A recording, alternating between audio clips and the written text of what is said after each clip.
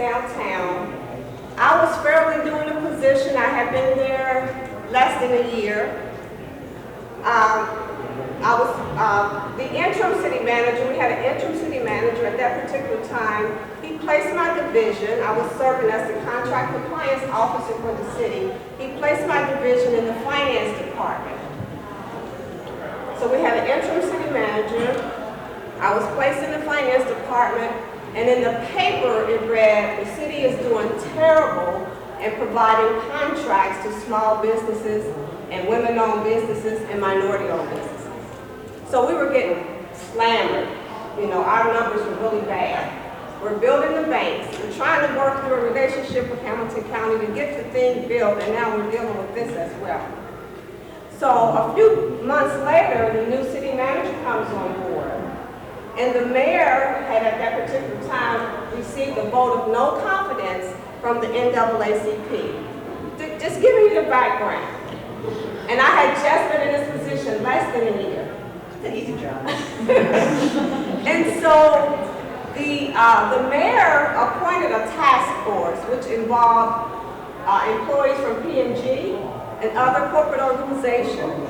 It included nonprofit organizations, small businesses, consultants, and things of that sort, to give Cincinnati some recommendations on how we could do better, right? So they gave us 27 recommendations on how we could do better. 27. And just about each recommendation dealt with my division that I just took on. And two of them were real personal to me. One was, we need to do more outreach to small businesses, minority and women-owned businesses. And two, we need to give that division some authority. Remember I said earlier, I was buried in the finance department. And they're money conscious, and they wanted to give contracts to the lowest and best. And the lowest really guided that. And I was saying we need some inclusion. In order to get inclusion, we may have to spend a little bit more money. That gives you the background. So the task force has given us recommendations on what is needed, what they want. And one of the things I need to do is find some creative ways to meet or exceed those expectations. At that particular time, we were pretty much doing what we call business expos, what you see there, taking place down at the Duke Energy Center. You bring your entire city departments. We have over 50-some departments. You bring them to Duke Energy Center. You invite as many SBEs, small business enterprises, as you possibly can, hundreds of them. You fill up Duke Energy Center, and they stand in line and they talk to somebody for about 15 minutes, and then go talk to someone else, right? One of the things that the task force wanted us to do was build formal relationships with our small businesses and with our economic inclusion partners, those that also was in the same business, to help small businesses. So, it was very cumbersome, as I said before. I said, hey, we can do a talk show, a television program. We can bring our small businesses and have them spotlighted on our television program that I'm going to create, I'm going to host, and you're going to be named the executive producer. When I said that, my boss said, that's an excellent idea. Before then, he was like, television program, right? But he said, that's an excellent idea. So make sure the first step in this process is communicate that your idea meets a need of the organization, a great need of the organization. The second step is to make sure you highlight the improvements. So here were some improvements that I highlighted. I said you have hundreds of businesses fighting to talk to the departments. We have a talk show. We run that show for about an hour. We give a small business either the whole hour to be on the show, to talk about who they are, what they do, who they serve, what products they provide, or we make it where they get 30 minutes and the other business get 30 minutes. Another improvement was when we had these big expos, it took many department staff people to come to talk, where you had skeleton crews back in the office running the shop. If we have a talk show and we have our procurement officer on the show, he can talk about what bids are coming up, when they're coming up, what are we looking for, when does the bids have to be in, when are they going to answer any questions, you know, just one person. You don't have to stop this whole department because the city manager is requiring, we want to show a big presence. They were requiring just about everybody in the department to be at the Business Expo.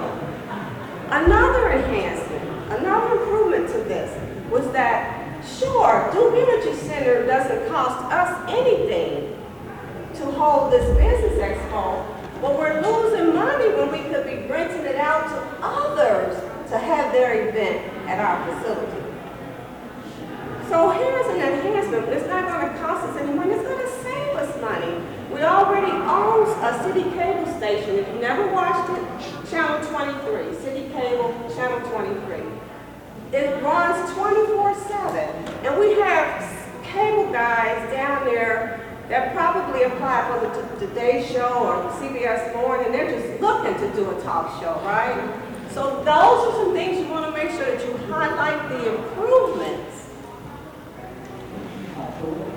The third step, we're on step number 3, is to identify the resources. I got a little ahead of myself. The resources that we have a studio in City Hall.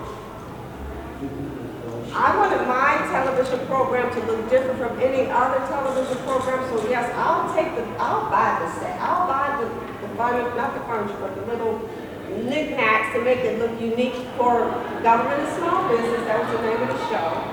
I'll buy the knickknacks, but we have the studio there, and we have cable professionals, cameramen who know how to, action go, right? And then they were willing to train any of us on my staff to be backup camera persons. We had the resources, and then put Rochelle in front of an audience, any audience, television show. I keep saying radio. So make sure that you identify what resources are needed, and hope you have the resources to do the idea that you're pitching. It's an excellent idea. Maybe it's not within you, but you know the talent in the organization and the resources are there. Just tap into them. So that was the third. The fourth thing is to make sure you delineate the value added to those whom you serve. If it's your stakeholders. In our particular case, it was our small businesses, it was our economic inclusion partners, it was our political legislators. So the value added, one of the values that was being added is this is free advertising. This is free marketing for businesses that cannot afford it. This is free, right? And then this is a cable station. So not only are we introducing them to the local market, this is opening them up to the global market, right? There was never an SBE that we invited to be on the show that turned us down. Never. They were trying to knock the door down to be on the television program. Also, the same with our economic inclusion consultants. They wanted to be on the show to provide information about how they could serve small businesses, what loans or grants they were offering, right? So it was just a win-win. Our council members saw this as being very visible. If they wanted to know what we were doing to meet the needs of the small businesses, all they had to do was turn on a television show and they could see what we were doing. It was very, very visible. This was adding a lot of value to the small businesses and the city of Cincinnati. So that was the fourth step. The fifth step is to implement the plan as approved. So you got the approval. Make sure you stick to the plan unless something terrible happens and you have to pivot, right? Otherwise, stick to the plan.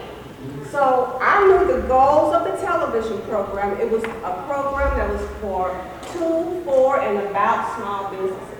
If it had nothing to do with small businesses, you were not going to be on the television program because we had people that wanted to come on our show. But do you support small businesses? How? It was to, for, and about small businesses. I had done my research. I learned about our economic inclusion partners. What value do they add to small businesses? That's what we want on the show. Most small businesses want money, right?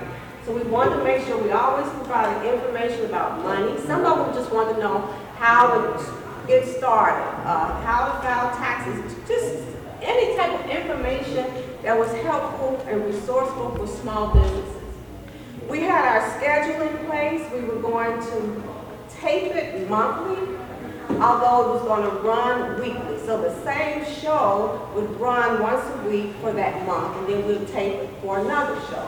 So we stuck to the plan, and my boss knew all this before we let any show out. He knew who we were having on the show at any particular time. I failed to tell you, so my